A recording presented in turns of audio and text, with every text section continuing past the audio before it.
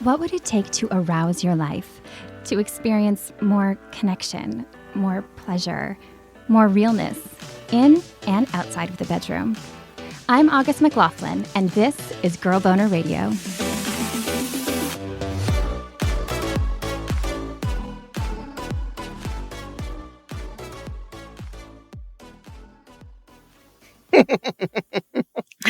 My name is Pamela Madsen, and I was recently given the name of OG of Female Pleasure by Condé Nast. That's not my title, though, right? It's But a I great kind one, of though. dig it. I dig it. I really love being called OG.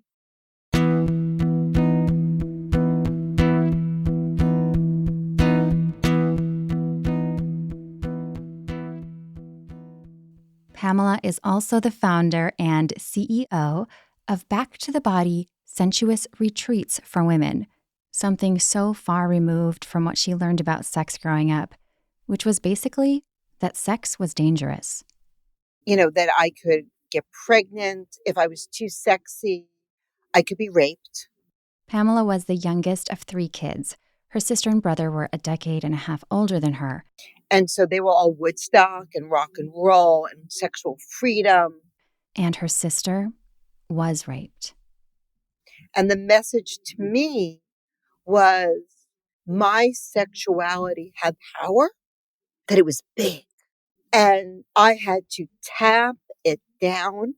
Or else it would blow up her world. In the midst of so much sexual freedom, Pamela felt fear. Like my best friends were having sex at 14 and 15. I wasn't doing that. I had pictures of my father in like striped underwear in Rio de Janeiro and being sexy. I came from this very sexy family. And you know what happens sometimes? It's like the opposite of what you would think. So I was surrounded by all of this permission to be sexual. But the first time I had sex, I was 19. For my age group, from my people, that was late. And with the first guy she had sex with, she later tied the knot. I married him. I met him at 17. I mean, my whole thing was I will get married. I will make lamb chops and broccoli and make babies. And I will be a good girl. Pamela's good girl, good in the kitchen wife thing lasted for a couple of decades. Meanwhile, she held her sexuality back, she said. And it had nothing to do with orgasm or not masturbating. Because I've been touching myself since I'm like 3. I have memories of having orgasms to music. So it wasn't about like anything being broken. It was about the fear that if I really let myself be fully sexual, that I would somehow destroy my own life. Honestly, having known Pamela somewhat through the sex ed community, it's hard for me to imagine her holding back. She is so vibrant in her sensuality. Wow. What changed that for you? Was it a dramatic happening? How did you get out of these 2 decades and into your sexual bodaciousness? Being the OG of female sexuality. Exactly. I'm changing the title now, but we just stick with Exactly. OG. I love it. Well, 40 happened. A couple of decades passed. And my girlfriends were all having affairs. This was not what we would call today ethical non-monogamy. It was full-on cheating, and it was happening all around her. Meanwhile, she stuck to her good girl values, and at the time, she'd also built quite a career. She was working as the successful executive director of the American Fertility Association. And I was, testifying before the FDA and the CDC and passing laws and wearing suits. It wasn't like she wasn't having sex with her husband. She had a sex life. It was just that it wasn't exciting like the sex that her philandering friends were having. Pamela wasn't interested in cheating, but the glow her friends had, she wanted some of that. And there was this realization that I knew really, really early on that it wasn't about my marriage bed, because we did the things. Licky, licky, sucky, sucky, fucky, fucky. But, back in those days when you had kids, we could like get in there, do the deed, happy, grab a cup of coffee. It's all good. Hey, kids, what's for breakfast? Yeah. Right. So I'm watching my girlfriends flourish and be alive and turned on. To Pamela, they seemed like sex goddesses, and it definitely was not just their sex lives she admired. We know the erotic, when it's alive and present, that it like expands out into your world, right? So like their lasagna was better. How they dressed changed. It was everything. Eventually, things started to shift toward all of those things for Pamela. She told me that she credits everything positive she's learned about sex to gay men. That all started with a massage at a, quote, hoity-toity health club she had a membership to. And I had a gay masseur. You get close with people. You go every week. At one point during her weekly massage, Marcus shared something that made Pamela's jaw drop. And he's telling me about these like, erotic massages. And I almost knocked him unconscious. Like I sat right up and I was like, whoa, whoa, whoa, whoa, whoa, whoa, whoa, whoa. What do you talk about? And he was like, Pamela, there's this thing. They call it sacred intimacy. You don't have to have sex with the people. You go on a massage table and you can explore your eroticism. And it's what keeps me sane in my marriage. And I was like, oh my God. I couldn't get my panties on fast enough to get home and get to my computer and start Googling erotic massage for women. And I can go on. Would you like me to go Yes, I on? want to, because I'm guessing this leads to a very sexy place. I want to hear. Don't leave me hanging here, Pamela. Okay, so it did head to a very sexy place, but the beginning was a little rocky. Back then, if you were a man, and I mean, you just needed a cock, okay? You could get anything. Gay, straight, bisexual. You wanted Genghis Khan's twin daughters to come give you a blowjob in your hotel? No problem. We'll send them right over. If you were a woman then, there was no back to the body. There was no August. There was no girl boner. But I was determined because this was cool, right? They were going to touch me. I was going to explore my body and have some excitement. I wasn't going to have to touch them. I wasn't going to like have sex with these people. No sex. Yeah. No sex. I wouldn't be breaking any marriage vows. She'd be able to stick to her values and commitments, stay faithful to her husband, and explore her eroticism.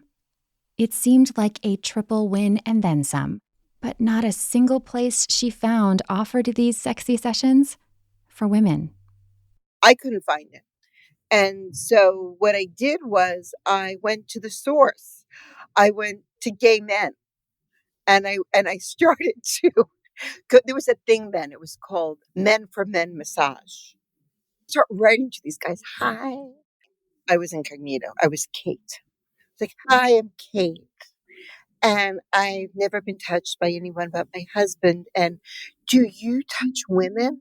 Because like I don't want you to like do anything to me that you wouldn't want to do with a woman. But like, do you know anything about like vaginas? We used the word vagina way back then. And I would write to them and I got all kinds of responses like, no, to, oh, baby, I could spin you around on my cock. Too advanced.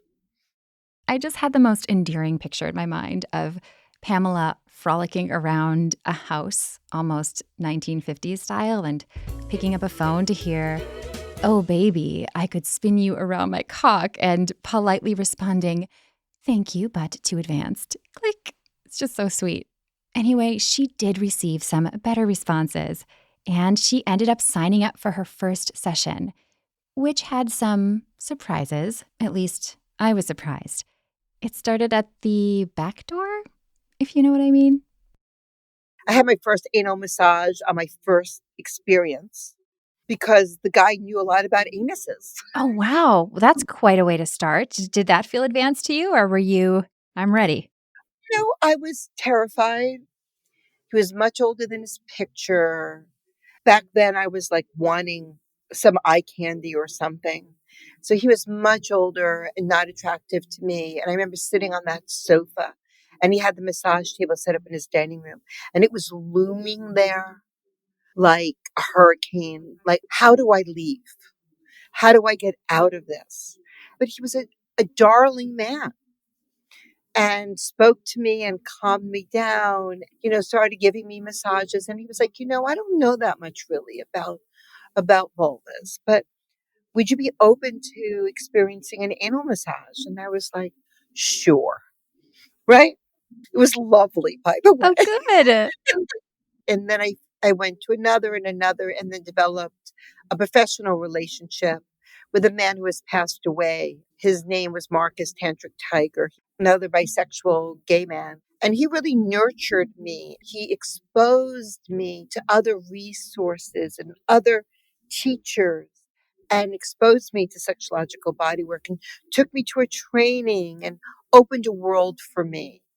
It was through erotic massage, somatic therapy, sexological body work that I became literally like an icon in my own life without, at that point in my life, having other lovers. It was my healing journey. I had an eating disorder. It like stopped almost immediately. Wow.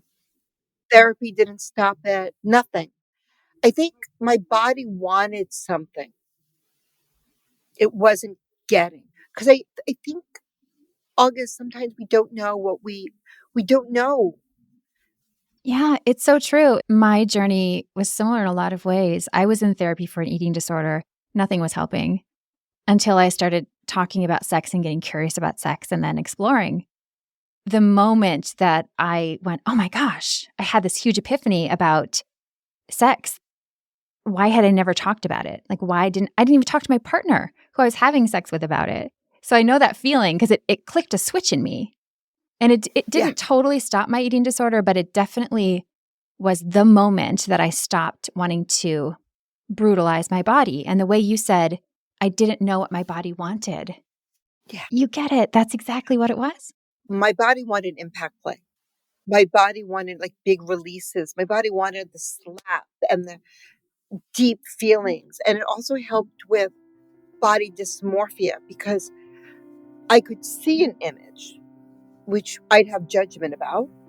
But when I could feel my curves under his hands, I could feel my beauty. I got friendly with my body.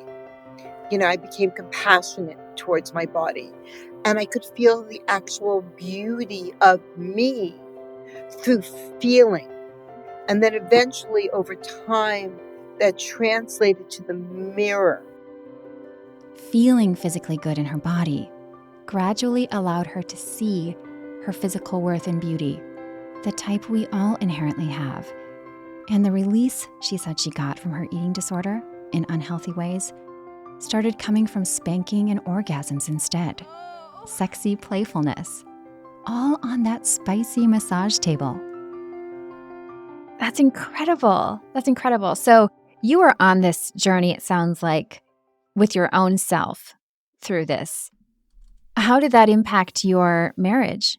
Well, the first 6 months I didn't tell him because, honestly, I didn't know what I was doing. And maybe it was kind of fun to have dark chocolate A sexy secret. that was mine. Plus, she figured she wasn't breaking any rules. Marcus was a professional, he was gay, and only Pamela got naked. But there was another reason she did not spill that tea right away. Marcus really had me open up to my fantasies. I mean, he was the first person I told about spanking. This is before 50 Shades of Grey, folks. I didn't have a lot of role models. And so it was kind of hard telling him. At a certain point, she felt the need to. So she took a deep breath and she told her husband exactly what she'd been up to. And I asked him if he wanted to meet Marcus and if he'd want to come have a session. And he said, okay. And he came and we put him on the table. And Marcus and I gave him an erotic massage. He enjoyed it. And he said, okay, babe, I've got it. Have fun. This is not for me. Now, Pamela said she officially had her hall pass, which would soon expand further as conversations between the couple continued. And I started to share with him a little bit around my interest in impact play and sensation play. He wasn't very interested. Like, we had an incongruent desire. And so we kind of like made kind of a deal that I could have a dom outside of the marriage. Pamela continues to practice DS, dominance and submission, outside of her marriage, and have fun doing other things with her husband that they both enjoy within it. And she wants more folks to realize that such dynamics are possible. I think it's really important for people to know that you can still be together and not be on the same journey all the time. For those out there who have congruent desire as opposed to non-congruent desire, lucky you. My husband's a sailor. He's into knots. Like, why doesn't he tie me up? But he doesn't. You know what they say? Don't go to the hardware store for milk.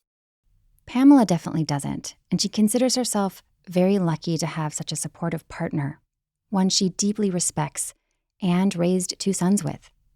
They have a special marriage and bond that's probably, I would think, strengthened by Pamela nurturing her own sexuality. And nurture it, she does. When she thinks about her erotic journey, looking back in all of her orgasmic and pleasure experiences in her life, a few things really stand out. One goes way back to the time she discovered erotic trance state at a very young age. Before I knew about spanking and porn and erotica and Sleeping Beauty and Sleeping Beauty, the Anne Rice erotic trilogy, that is. Pamela found herself in a sexy trance of her own. it was a very pure state, an orgasmic state with music. Today, her sex trances are a bit different. What I crave more than the orgasm is really expanded arousal. I can be on the table for 2 hours, really having almost psychedelic experiences. I can wear a blindfold. I'm not taking care of anybody. Someone's taking care of me. That's super hot for me. I sometimes think, August, that we have the words wrong. Like, a lot of women who don't think they're orgasmic actually are having orgasm. They're having expanded arousal and peaks. They're not having the big climax. They're going up and down in pleasure. And so we can help women lose the story that they're not orgasmic. Honey, if you're feeling your vulva and you're having pleasure and you're going, oh, like you're in your breath and sound and movement and it feels good down there, you're orgasmic. Maybe you're not having a big climax. If I had to trade the big climax for 90 minutes of, oh my God, I would do that.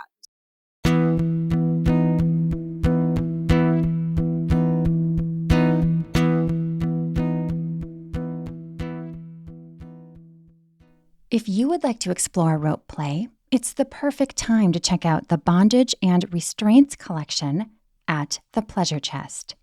It features their best-selling BDSM gear, including vegan leather bondage straps. They will also keep you on the cutting edge of BDSM restraints with comfy sex cuffs, kinky collars, under bed restraints, and beginning to advanced bondage toys. Check it all out and stock up on lube while you're at it at thepleasurechest.com. Again, that's The Pleasure Chest at thepleasurechest.com.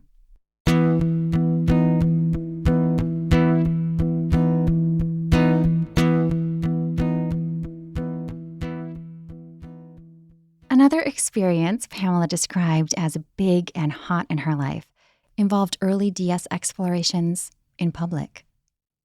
Back in my day in San Francisco, there was a place called the Citadel. It was a public play space, and you needed to be a member. Her dom at the time, Dark Knight Brian, would take her there. And we would play and have sex in public.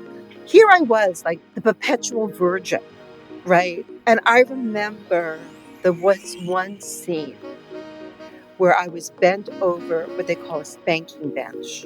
DK Brian was behind me, and he was really long. He was so tall and had long arms, and he was having sex with me and flogging me at the same time. Nearby, from another bench, people watched. And I remember thinking, okay, Pamela, if you die from too much excitement, Dark Knight's going to need to put a note on you. Like, this is Pamela, call her husband, and just wheel me into a bus station or something. So that was a really big experience for me too, was that discovery that I like public play and I don't like DS without the erotic. Lots of people enjoy DS play without any sex involved. I have a friend who's submissive literally runs errands for her, and that's kind of basically it. That is not Pamela. She wants the whole shebang. That's not to say that her life outside of sex wasn't touched by these exploits. In fact, Unleashing my sexuality did change my life. And it blew up my life for a little while. When you do these deep journeys and these deep dives, you're going to be different. Life will be different. What you want will be different. Some people will approve. You'll make new friends. Some friends will leave. I changed careers. I left an incredibly big, important, visible career. And I left that to devote my life to this because this is where I really met me. if you are yearning for similar growth and discovery in your sex life, or you just want to figure out what really turns you on in the first place, Pamela suggests easing in. Not too much, not too fast. Don't just dive right in. That's really important. I took my time in this. I spent a year with Marcus. It took me a long time to say the word spanking. It wasn't like an overnight thing. Becoming sexually empowered is a practice. And you're not going to be dancing at the Citadel on day one. And if you do, it may not be the best experience of your life. I started out really rather slow, step by step. Sex is a practice. People hate that. They hate this idea that they actually have to learn to play their own violin. But you do. And know that you're not alone in not knowing because we're not taught this. Find a place where you can taste the buffet in a really safe way. It's hard, August. People want this always to be their partner. It's not always your partner. For me, it was really important to find a space where it could just be about my body and it could just be about what my desires were, to figure that out. The company I run, Back to the Body, is not back to the partner. It's back to your body. And so be gentle with yourself. Go slow. Find your practitioners and take your time. Don't gulp your meals. Chew your food. Let it digest. What do I have a reaction to this? What is it stimulating? Is it good or do I have a rash? Right? And honey, I'm still on the journey. I love that. Do you think you'll always be discovering new things about your sexuality? Absolutely. And then taking it out into the world, sharing it with other women.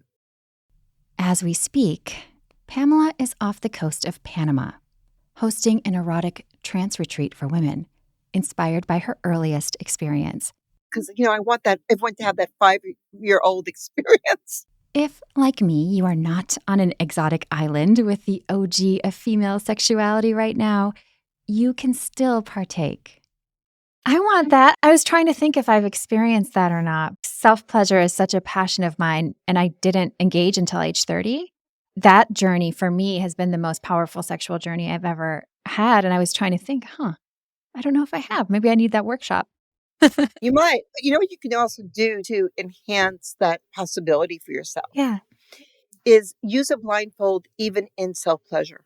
Oh, Find some music that you like instead of a story. We all have our spank banks, right? Like I have my special things that I like to look at on my phone, that special page in the book. That's going to get me off. Okay. Like, so I could go rub one off in 3 minutes. That's not the meal I'm looking for. Well, sometimes, maybe once a week, but trance state and expanded arousal is its own meal and it's not role play. It's not that. So sex is a buffet. I could be the little submissive and I can be kind of dominant and I can want to be tied up and have multiple hot orgasms. And I also like erotic trance state. And to have erotic trance state, I can't use any of those skills. I need a blindfold. Don't tell me to breathe because you're going to screw it up for me. Because it's really meditation. It's an orgasmic meditative state. And so music without words and whatever you like, however you like to touch yourself with whatever toys you like to use. And then just go deep in you and explore that. Many people know the term edging. You're not going for the come. You're not going for the climax. You can have it, but spend some time in peaking and you'll find it. And you don't need necessarily a guide to do that.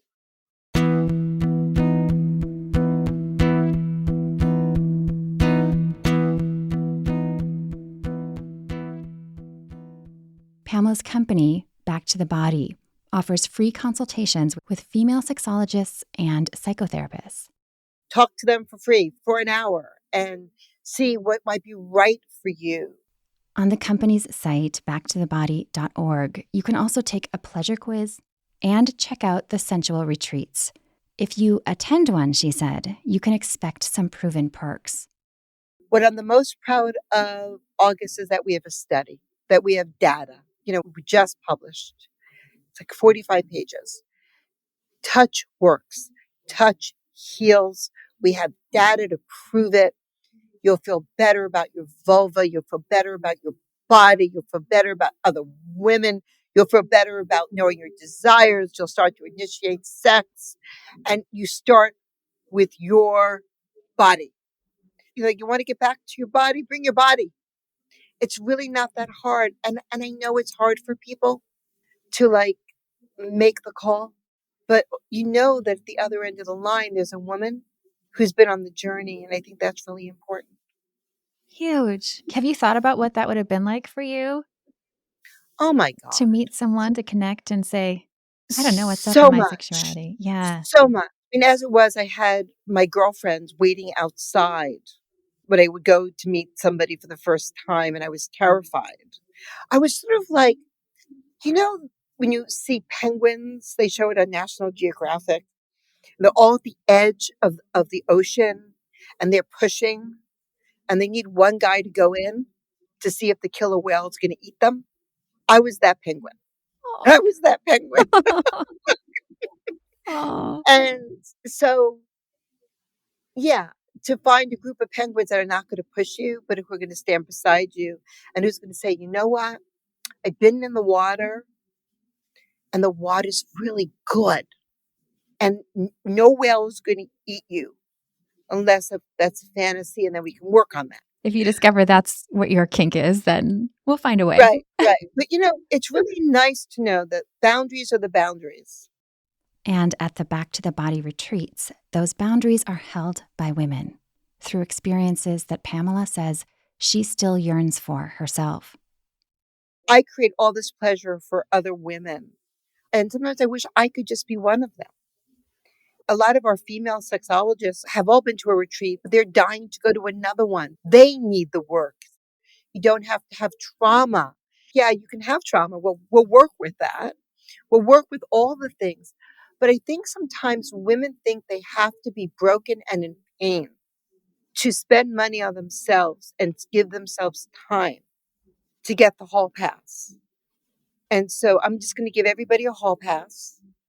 And if you're just like I was, I wanted to be a sex goddess too. I wanted to explore. I wanted to know what I didn't know. That's available too. And I don't think I'm ever going to stop. This is my nutrition. This is what keeps me well. This is what keeps me beautiful. This is what keeps me shiny. And it's what keeps me married. Pamela told me she hopes that one day, sexological bodywork will be broadly available in shopping malls, on street corners, and as accessible as a yoga class. Imagine if health insurance covered it. Maybe someday.